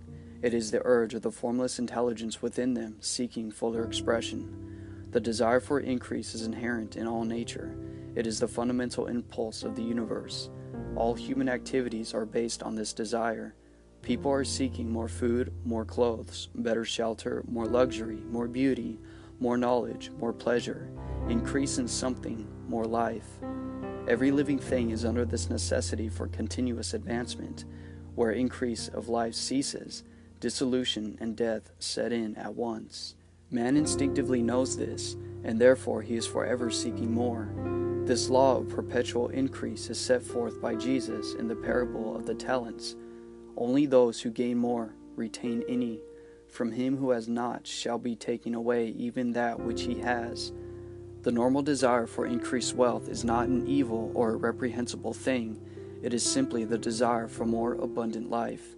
It is aspiration. And because it is the deepest instinct of their natures, all men and women are attracted to those who can give them more of the means of life. In following the certain way as described in the foregoing pages, you are getting continuous increase for yourself, and you are giving it to all with whom you deal. You are a creative center from which increase is given off to all. Be sure of this, and convey assurance of the fact to every man, woman, and child with whom you come in contact.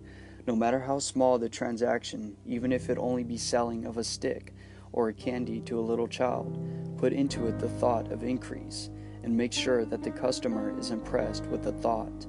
Convey the impression of advancement with everything you do, so that all people shall receive the impression that you are an advancing personality, and that you advance all who deal with you, even to the people whom you meet in a social way, without any thought of business, and to whom you do not try to sell anything. Give the thought of increase. You can convey this impression by holding the unshakable faith that you yourself are in the way of increase, and by letting this faith inspire, fill, and permeate every action. Do everything that you do in the firm conviction that you are an advancing personality and that you are giving advancement to everybody. Feel that you are getting rich, and that in doing so you are making others rich and conferring benefits on all. Do not boast or brag of your success or talk about it unnecessarily. True faith is never boastful. Wherever you find a boastful person, you find one who is secretly doubtful and afraid. Simply feel the faith and let it work out in every transaction. Let every act and tone and look express the quiet assurance that you are getting rich, that you are already rich. Words will not be necessary to communicate these feelings to others. They will feel the sense of increase when in your presence, and will be attracted to you again. You must so impress others that they will feel that in associating with you they will get increase for themselves. See that you give them a use value greater than the cash value you are taking from them. Take an honest pride in doing this and let everybody know it, and you will have no lack of customers. People will go where they are given increase, and the Supreme, which desires increase in all and which knows all, will move towards you men and women who have never heard of you.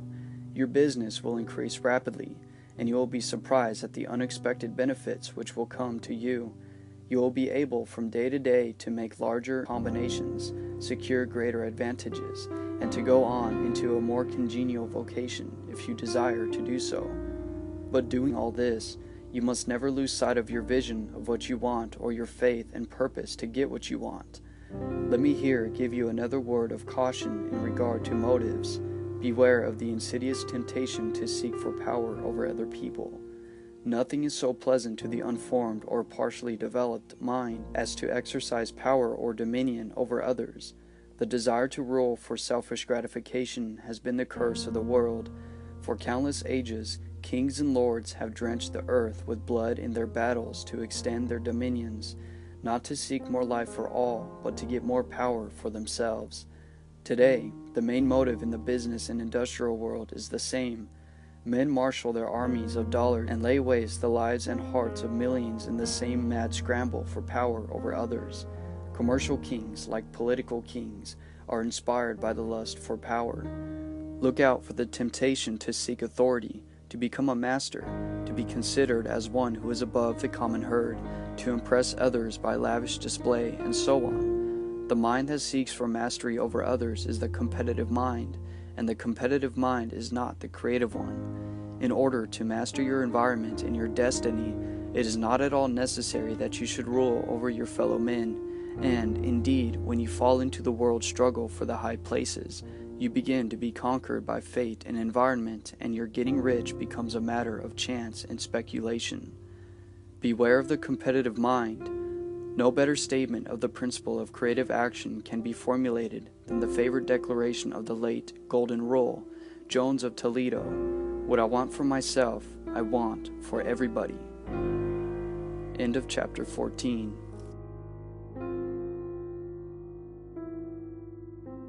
Chapter 15 of The Science of Getting Rich by Wallace D. Wattles. The Advancing Personality. What I have said in the last chapter applies as well as to the professional person and the wage earner as to the person who is engaged in selling or any other form of business. No matter whether you are a physician, a teacher, or a clergyman, if you can give increase of life to others and make them sensible of that fact, they will be attracted to you, and you will get rich. The physician who holds the vision of himself as a great and successful healer, and who works toward the complete realization of that vision with faith and purpose, as described in former chapters, will come into such close touch with the source of life that he will be phenomenally successful. Patients will come to him in throngs. No one has a greater opportunity to carry into effect the teaching of this book than the practitioner of medicine. It does not matter to which of the various schools he may belong, for the principle of healing is common to all of them and may be reached by all alike. The advancing man in medicine, who holds to a clear mental image of himself as successful, and who obeys the laws of faith, purpose, and gratitude, will cure every curable case he undertakes. In the field of religion, the world cries out for the clergyman who can teach his hearers the true science of abundant life. He who masters the details of the science of getting rich, together with the allied sciences of being well, of being great, and of winning love, and who teaches these details from the pulpit, will never lack for a congregation. This is a gospel that the world needs. It will give increase of life, and people will hear it gladly and give liberal support to the person who brings it to them. What is now needed is the demonstration of the science of life from the pulpit. We want preachers who can not only tell us how, but who in their own persons will show us how. We need the preacher who will himself be rich, healthy, great, and beloved, to teach us how to attain these things, and when he comes he will find a numerous and loyal following. The same is true of the teacher who can inspire the children with the faith and purpose of the advancing life. He will never be out of a job, and any teacher who has this faith and purpose can give it to his pupils. He cannot help giving it to them if it is part of his own life and practice. What is true of the teacher, preacher, and physician is true of the lawyer, dentist, real estate agent, insurance agent, of everybody. The combined mental and personal action I have described is infallible. It cannot fail. Every man and woman who follows these instructions steadily, perseveringly, and to the letter will get rich. The law of the increase of life is as mathematically certain in its operation as the law of gravity. Getting rich is an exact science. The wage earner will find this as true of his case as of any of the others mentioned. Do not feel that you have no chance to get rich because you are working where there is no visible opportunity for advancement, where wages are small and the cost of living high. Form your clear mental vision of what you want, and begin to act with faith and purpose. Do all the work you can do every day, and do each piece of that work in a perfectly successful manner. Put the power of success and the purpose to get rich into everything that you do. But do not do this merely with the idea of currying favor with your employer, in the hope that he, or those above you, will see your good work and advance you. It is not likely that they will do so. The person who is merely a good worker, filling his place to the very best of his ability and satisfied with that, is valuable to his employer, and it is not to the employer's interest to promote him. He is worth more where he is. To secure advancement, something more is necessary than to be too large for your place. The person who is certain to advance is the one who is too big for his place, who has a clear concept of what he wants to be, who knows that he can become what he wants to be, and who is determined to be what he wants to be. Do not try to more than fill your present place with the view to pleasing your employer. Do it with the idea of advancing yourself. Hold the faith and purpose of increase during work hours, after work hours, and before work hours. Hold it in such a way that every person who comes in contact with you, whether foreman, fellow worker, or social acquaintance, will feel the power of purpose radiating from you, so that everyone will get the sense of advancement and increase from you. People will be attracted to you, and if there is no possibility for advancement in your present job, you will very soon see an opportunity to take another job. There is a power which never fails to present opportunity to the advancing personality who is moving in obedience to law. God cannot help helping you if you act in a certain way. He must do so in order to help himself. Nothing in your circumstances or in the industrial situations that can keep you down. If you cannot get rich working for the Steel Trust, you can get rich in a 10-acre farm. And if you begin to move in a certain way, you will certainly escape from the clutches of the Steel Trust and get out to the farm or wherever else you wish to be. If a few thousands of its employees would enter upon the certain way, the Steel Trust would soon be in a bad plight. It would have to give its workers more opportunity or go out of business. Nobody has to work for a trust. The trust can keep people in so-called hopeless conditions only so long as there are people who are ignorant to the science of getting rich, or too intellectually slothful to practice it. Begin this way of thinking and acting, and your faith and purpose will make you quick to see any opportunity to better your condition. Such opportunities will speedily come, for the supreme power, working in all and working for you, will bring them before you. Do not wait for an opportunity to be all that you want to be. When an opportunity to be more than you are now is presented, and you feel impelled towards it, take it. It will be the first step towards a greater opportunity. There is no such thing possible in the universe as a lack of opportunities for the person who is living the advancing life. It is inherent in the constitution of the cosmos that all things shall be for him and work together for his good, and he must certainly get rich if he acts and thinks in the certain way. So let wage-earning men and women study this book with great care and enter into confidence upon the course of action it prescribes. It will not fail. End of chapter 15.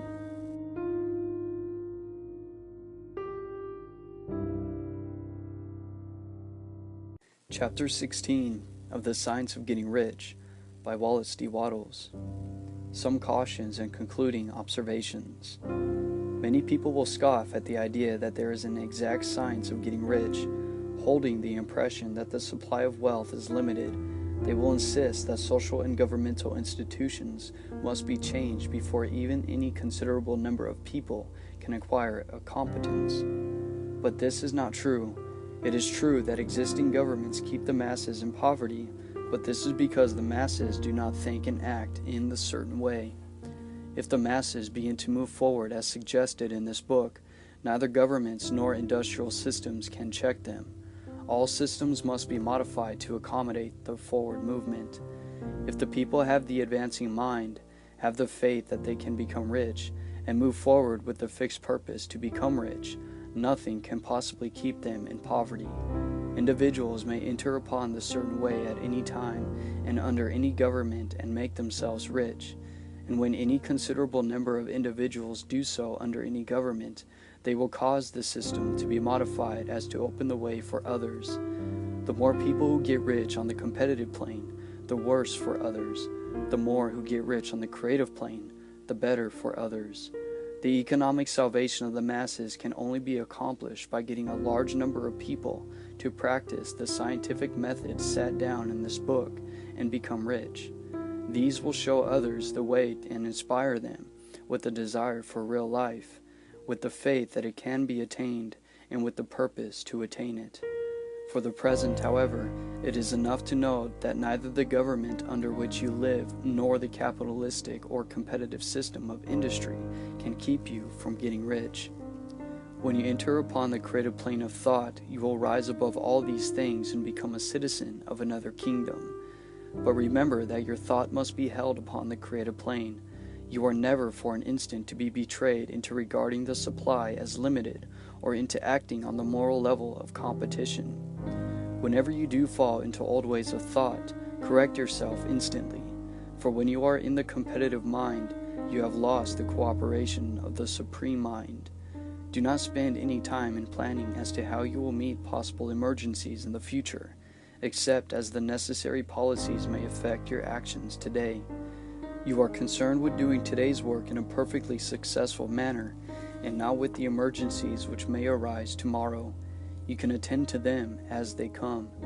Do not concern yourself with questions as to how you shall surmount obstacles which may loom upon your business horizon, unless you can see plainly that your course must be altered today in order to avoid them. No matter how tremendous an obstruction may appear at a distance, you will find that if you go on in a certain way, it will disappear as you approach it, or that a way over, under, through, or around it will appear. No possible combination of circumstances can defeat a person who is proceeding to get rich along strictly scientific lines. No person who obeys the law can fail to get rich, any more than one who can multiply 2 by 2 and fail to get 4. Give no anxious thought to possible disasters, obstacles, panics, or unfavorable combinations of circumstances. There is time enough to meet such things when they present themselves before you in the immediate present, and you will find that every difficulty carries with it the wherewithal for its overcoming. Guard your speech. Never speak of yourself, your affairs, or of anything else in a discouraged or discouraging way.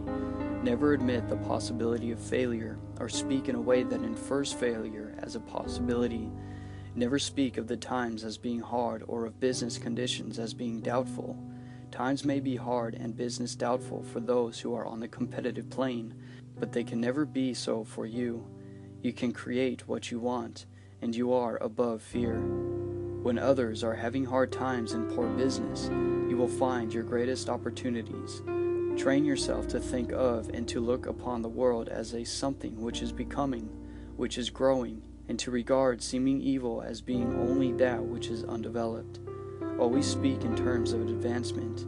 To do otherwise is to deny your faith, and to deny your faith is to lose it.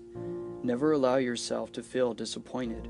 You may expect to have a certain thing at a certain time and not get it at that time, and this will appear to you like a failure.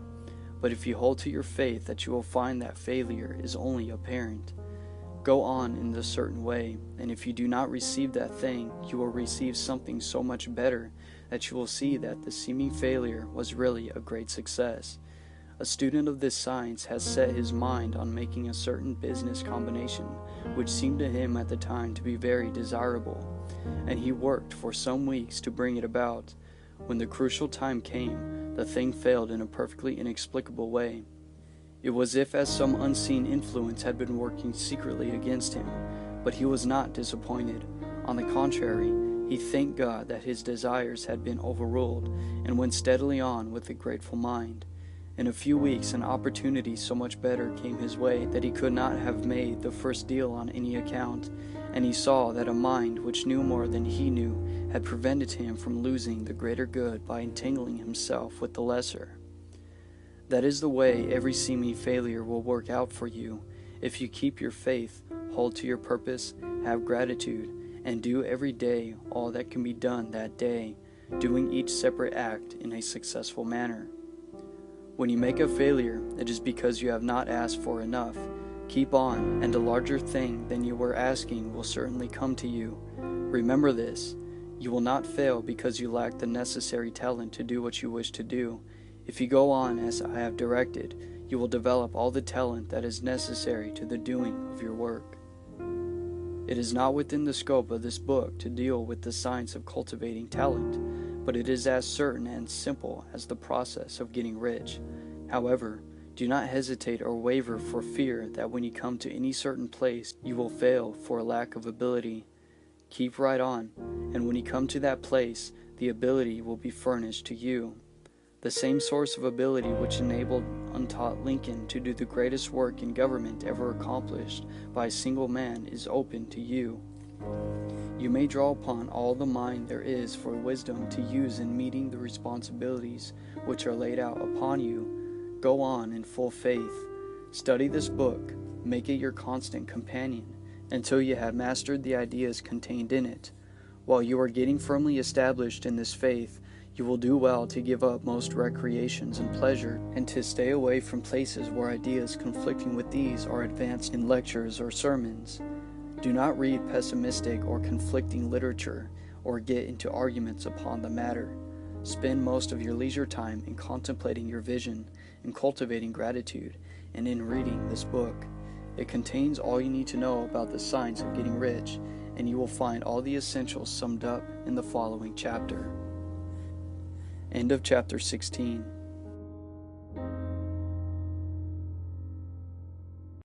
Chapter 17 of The Science of Getting Rich by Wallace D. Wattles. A summary of the science of getting rich. There is a thinking stuff from which all things are made, and which, in its original state, permeates, penetrates, and fills the interspaces of the universe. A thought in this substance produces the thing that is imaged by the thought. A person can form things in his thought, and by impressing his thought upon formless substance, can cause the thing he thinks about to be created. In order to do this, a person must pass from the competitive to the creative mind. Otherwise, he cannot be in harmony with formless intelligence, which is always creative and never competitive in spirit. A person may come in full harmony with the formless substance by entertaining a lively and sincere gratitude for the blessings it bestows upon him. Gratitude unifies the mind of man with the intelligence of substance, so that man's thoughts are received by the formless. A person can remain upon the creative plane only by uniting himself with the formless intelligence through a deep and continuous feeling of gratitude. A person must form a clear and definite mental image of the things he wishes to have, to do, or to become, and he must hold this mental image in his thoughts, while being deeply grateful to the Supreme that all his desires are granted to him. The person who wishes to get rich must spend his leisure hours in contemplating his vision, and in earnest thanksgiving that the reality is being given to him. Too much stress cannot be laid on the importance of frequent contemplation of the mental image, coupled with unwavering faith and devout gratitude. This is the process by which the impression is given to the formless and the creative forces set in motion. The creative energy works through the established channels of natural growth and of the industrial and social order. All that is included in his mental image will surely be brought to the person who follows the instructions given above and whose faith does not waver. What he wants will come to him through the ways of established trade and commerce. In order to receive his own when it is ready to come to him, a person must be in action in a way that causes him to more than fill his present place. He must keep in mind the purpose to get rich through realization of his mental image, and he must do every day all that can be done that day, taking care to do each act in a successful manner. He must give to every person a use value in excess to the cash value he receives, so that each transaction makes for more life, and he must hold the advancing thought so that the impression of increase will be communicated to all with whom he comes in contact. The men and women who practice the foregoing instructions will certainly get rich, and the riches they receive will be in exact proportion to the definiteness of their vision, the fixity of their purpose, the steadiness of their faith, and the depth of their gratitude. End of chapter 17 and end of The Science of Getting Rich by Wallace D. Wattles.